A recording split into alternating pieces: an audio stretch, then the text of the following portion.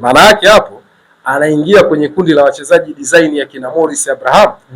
Huyu kijana wa Tanzania ambaye alishacheza Serbia muda mrefu. Ndio. Anaingia kwenye poti ya kina Selemani Abdallah Mwalimu ambaye tayari ameshacheza Wydad na ameshacheza kombe la dunia la vilabu FIFA Club World Cup. Selemani Mwalimu akiwa na Wydad dhidi ya Juventus, dhidi ya Manchester City, dhidi ya Al Ain. Au sio? Ambao walikuwa kundi moja, sio?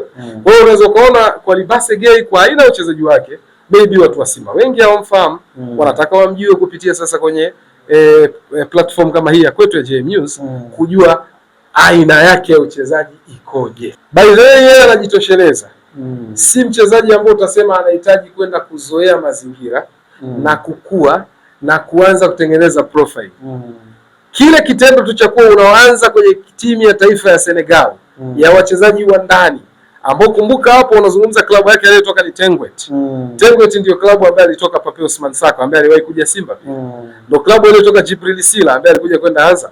Ndio klabu ambayo kocha yake alikuwa Yusuf Dabo ambaye alikuja Azam pia. Kwa hiyo ni miongoni mwa top clubs kwa upande wa Senegal.